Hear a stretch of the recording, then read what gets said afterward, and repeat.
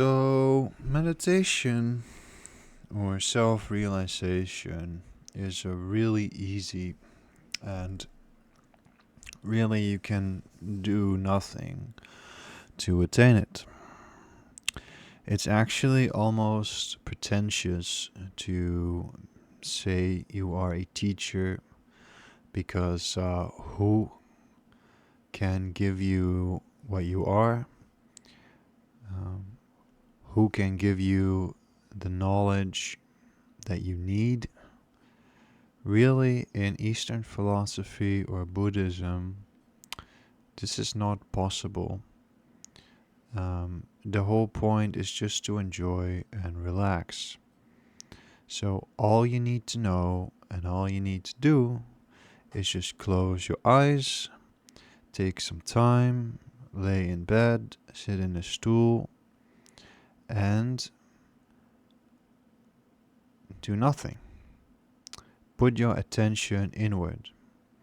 And I was going to say that maybe for me this is normal, for me this is natural. I've done it for so long, for so many times, and I'm not gonna say I am self-realized or I am enlightened. That doesn't make any sense. It's just easy to meditate, and it's what you are. So, normally, and this is a guided meditation, it's just something you can listen to. It's said from the state of meditation. But normally in day to day life, you focus on the object, on the body, and on your thoughts to manage your life. And this is good. This is important. And if you are not happy, you need to change your life or maybe meditate, but you will still have to live. You cannot always meditate, it's just not possible. And almost no one wants to do that anyway. But it should free you. It should free you from a lot of worry, a lot of stress, if you know that ultimately you are the space, consciousness, the light, the inner light. And life is a kind of movie, I guess. Um, there's really no word for it, but it's an appearance within your light, within your consciousness. And so anything that ultimately happens is a little bit important, but is maybe not ultimately important, because even if you lose your house, even if you go to prison, even if you are poor, you will still have time during the day to go inward, to lay down, to sit in a stool or in a chair, and to realize that everything is okay. And you can just naturally feel good. There is an inner light, a soul, you can say, or not a soul, doesn't matter, because you can say the soul is your body and your thinking, and beyond this there is a space. It's not clearly definable. It's like a space within your body, a space within your head, and this has your body in it, or your body is also the space. You cannot really think it out, you cannot really figure it out with your head. Therefore, the Buddha, he had a main practice that he recommended, that you just feel your body from tip to toe.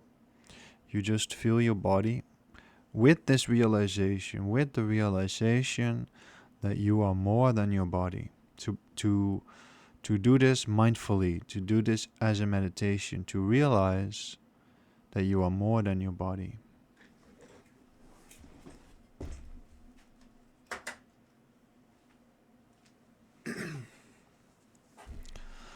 And so you just scan your body. Doesn't matter. You cannot do this wrong. You just scan your body from head to toe. You just feel your body. And if you feel like not feeling your body and doing a other meditation, you can do that. You can try to focus on the nothingness, on the stillness. But this is often a little bit hard for people who begin to meditate because their mind is not focused on it. Their mind is not recognizing or relaxing into this space, even though it should be not scared at all. In fact, the only thing that's scary about it is delusions of being attached and being addicted to constantly imagining things. And constantly imagining things is normal in the world when you are living to prevent danger. But this is not really that normal. Maybe this is more prominent in people who have had bad youth, who were abused, and who have not yet self-realized this space, and who are kind of stuck in the emotions and the thinking coming from that hatred. Or maybe not even hatred, it's like violence, because just hatred alone is not, might not even have so much effect. It's often abuses is also bodily, but even could be hatred from a parent or peers like this. So if you don't know that you can be free, that you can feel good just closing your eyes and just praying to the space or to God and doing the meditation, laying down and realizing, even maybe you don't feel completely fine, you don't feel completely fulfilled, you are not relaxing in the deepest way because you are in your daily mind, in your daily groove, you can still realize a freedom there, that even though you have to do things soon, you can't really fully relax. Or maybe you can and you're just enjoying your body and you just feel good. In that case, you probably want to turn off the meditation and just focus on that feeling and enjoy that feeling. But even if you can't enjoy just totally deeply meditation, you can still realize that your mind, your thoughts, your body is all, it's all not ultimately important. It's a sort of game that goes on that you have to play in, but it doesn't. You see those stressful thoughts that you have about, things you need to be, present yourself as, or maybe you have religious fears about God or these things. They're all just thoughts, and these thoughts, if they go paired with fear in your body, are just temporary sensations. They're just vibrations in the consciousness, in the light, in yourself, and they cannot hurt you. And if you feel that you have these feelings and they come back all the time, you never get out of them, it's because you're a bad meditator. It's that simple. It's not a bad person, but you spent no time on God. Not that I believe really in God, but you spent no time in these. You can say I believe in the Holy Spirit, but you spent no time in these space. You don't spend any time doing reflection. You don't spend any time doing meditation. So you don't know that you can feel relaxed beyond your personal struggle. And this is what Christians say is grace. Is that you cannot do this. You cannot do it on your own. You cannot, work the whole day for other people and be extremely nice to everyone, and then you get the freebie. You can do that, actually. It does work. There's such a thing as karma and love and these things, but when you are still stressed when you're alone, then you are not really free, because you need other people, and you need to feel acknowledged, and you need to feel not worshipped, but you need to feel acknowledged. And so if you just find your inner space and learn to meditate and learn to feel good, you can find a home there, you can find a relaxation there that will help you aside from your life. Now, it's not the case, as I explained in the myth of super enlightenment, that if you meditate a lot, that at some point you look, you meditate and you enjoy, and you can go and put your life into that meditative state or keep practicing and keep doing good things or whatever, and feel good karma, feel good energy, feel peaceful, be happy. This is normal for a lot of people. It's normal for a lot of animals. Just to be not agitated, to be not restless, to be happy, just to be thankful or whatever. You can do that. But it's not like you will ever. And you can feel also deeply, fully, totally good while doing things in life, eating or having some sort of pleasant experience, and in meditation. You can feel totally fulfilled, totally fine. The more you practice, the easier it gets. The better your life is, the better the meditation is, usually. Not necessarily you can have a bad day and I can have really good meditation, also very possible. But yeah, it's not that you become a superhuman. That you become a superhuman, yeah, it's relatively possible. Like a person that is doing very well in life, has a very good frame of mind, is not easily tainted by things in life.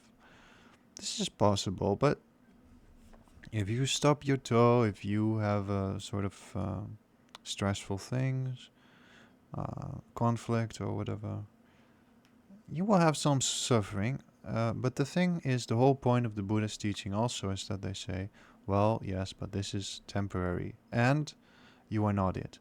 And maybe if people really want to believe that you just need to meditate all the time for so long, and then at some point you realize what you are, and then you never have any kind of suffering or stress or pain again. If there are people who want to believe this, that's fine with me. I really don't care. But and I don't mean that in a facetious way. I don't care. You can have that for longer periods of time, and even maybe almost all the time, right? But I've met so many teachers, and I know them all, and I've never met anyone that really says this, or really believes this. And the people that do are just arrogant.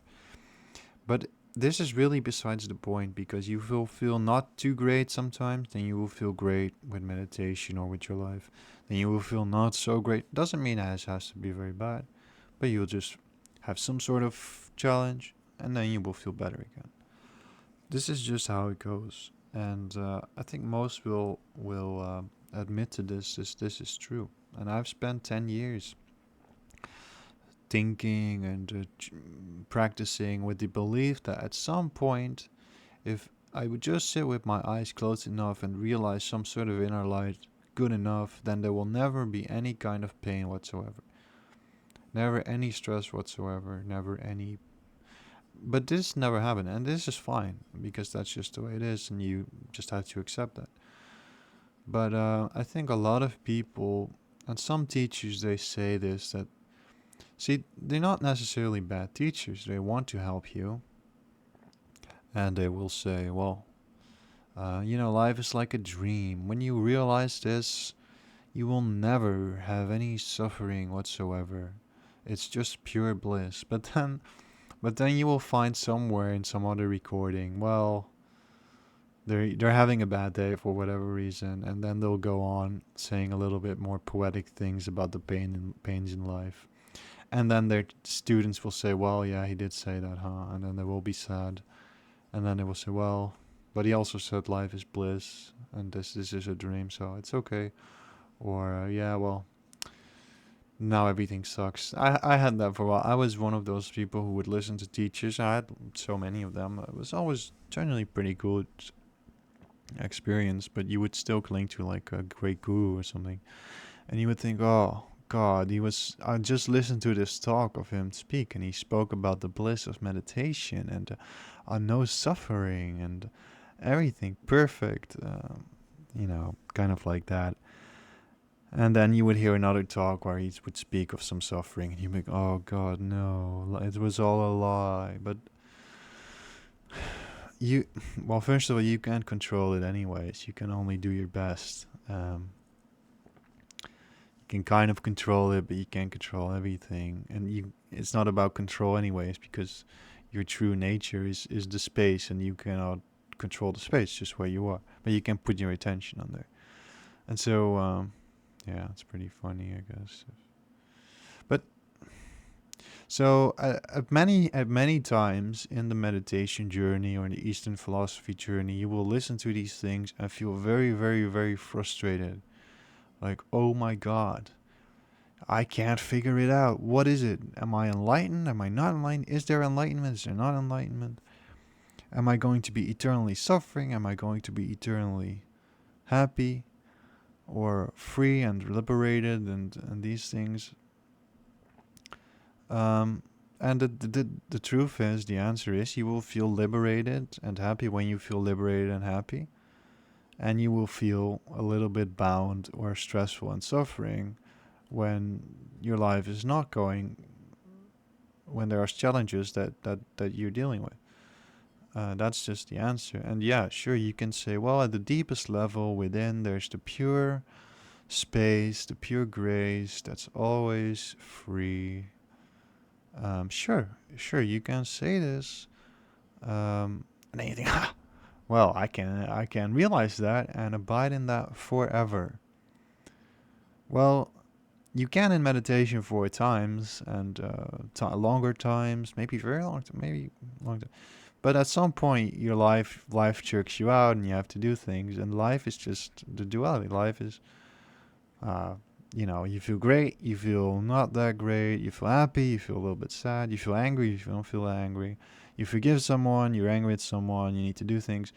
You enjoy doing things, you don't enjoy doing things. And that's just the nature of things. I mean, there's nothing else to say. And also, you can thus let go of the idea that you one day become a superhuman, a super person, right? Yeah, everyone will worship you and follow you and these kinds of things. That won't happen either. I mean, it could happen. You could become a cult leader for a while, but is that really natural? Is that really normal? And so, I wish I could give you a perfect meditation. And maybe you listen to this, maybe you had a great meditation. I wish I could give you bliss, right? Or deep insight. Like, I don't have in a perfect state myself right now. Maybe if I lie down, it gets, well, it's good. I'm not complaining, but I've had deeper states, deeper relaxations, more bliss, more freedom, more peace. But that requires also kind of shutting up and just meditating. So, yeah, I don't know. I guess this is not for thousands of people or hundreds of people. Maybe this is for a couple of people that are in these sort of enlightenment seeking. And I know that there are many teachers that will tell you, well, they are somehow more self-realized than you, and that if you just follow them a little bit more and listen to their videos a little bit more and give them a little bit more money and see them in person and have another Zoom call or whatever you do, then you will get close to enlightenment. Well, this can never work. It will never work. You will go there, you will be yourself. You will go home, you will be yourself.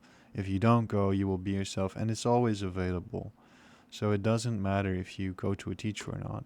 The only reason you should go to a teacher is if you enjoy going to that teacher and he's not a total scammer and doesn't say these things of super enlightenment and even if he does, maybe you just enjoy going there anyways and meditating with some group of people. There's nothing wrong with that. So yeah, I mean, I still like Eastern philosophy. I like politics. I like racism. I like saving my race. Maybe that will piss some people off. I like my own people. I like some other people's too sometimes. I like debating. None of that has anything to do with hating people or not hating people. It's just politics, just the life. So yeah, maybe I shouldn't have put that in there. That kind of ruins the meditative mood, but I'm just sharing myself here.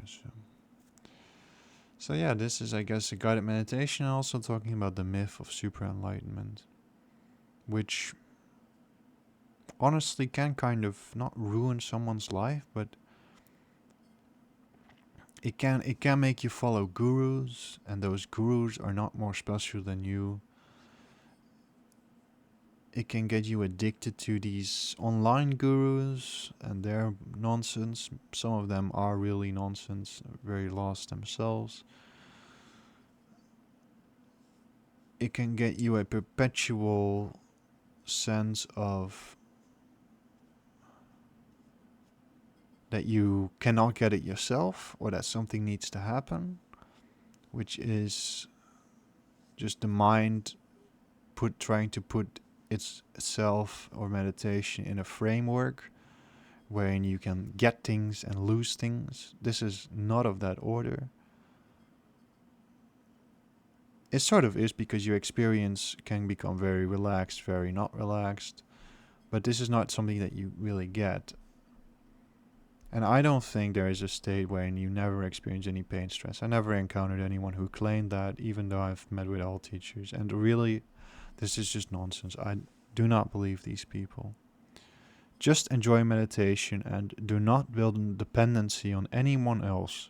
You will not go crazy. There's really nothing crazy about it. I've meditated for 10 years. I've spent many, many years actually when I would spend most of my day meditating, like 8 hours a day. There's really nothing scary, strange, hard, psychotic about any of these things. It's just peaceful like that. Now, some say, well, you can use, if you really focus on dreaming a lot and, I don't know, praying to whatever, putting your attention outward when you meditate, trying to stare at things, trying to hear things, trying to summon spirits or whatever. I'm sure you can have some experience now and then, especially if you use drugs or whatever.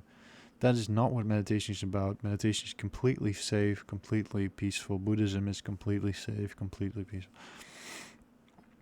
And these things also never happen. Just sometimes when someone has not meditated at all and they do a 10-hour a day retreat, and they do 10 hours, they jump into it as much as they possibly can, while having not done it ever at all, usually after a kind of, then you can feel, then it can overwhelm people, and I don't know, maybe people have already mental issues. But when I was 18, I had issues. I used drugs. I had my father who passed away. I was a little bit bullied sometimes. I was insecure. I was a teen. I didn't know anything. I didn't know anything about spirituality or things. But the truth is, anyone can get sometimes unbalanced, sometimes having a crisis in their life, whether they meditate or not. And I would say that the chances of having a psychosis wherein you constantly believe your own thinking, actually is much more likely if you never meditate at all. In fact, I got into meditation with the new age stuff, with the psychedelics, with the channelings, with all the freaky stuff, shamanism, and that made me unbalanced. But when I got into Eastern philosophy, that actually cured that stuff, because I wouldn't focus on having weird experiences or believing my thoughts all the time. I would just see thoughts as thoughts, and they're not reality. They just come by, and you can use it to think, but it's nothing special. You can never think the truth. The truth is already here right now. And you will see through your own ego, you will see through your own things the mind conjures up, your own thoughts, and you will just not be as interested in it, not become psychotic by it, by focusing on it all the time, not believing every bullshit thing that your mind pops up. And you will just meditate, it's actually pretty easy to not be crazy, but Maybe some people who have a very, very bad childhood or use a lot of drugs or something like this, they can, I don't know, be a little bit fucked up, I guess. But this should not be that hard to avoid at all, actually. Just know that your thoughts are thoughts. Aside from that, just do your best. Don't try to do crazy things. Don't try to break too many rules. Don't be mean to others. Respect your parents, the normal religious rules. Pray if you want to God, to grace. Keep going. Don't give up. Don't do weird things. Don't drink too much. And you'll be fine. So this is my guided meditation.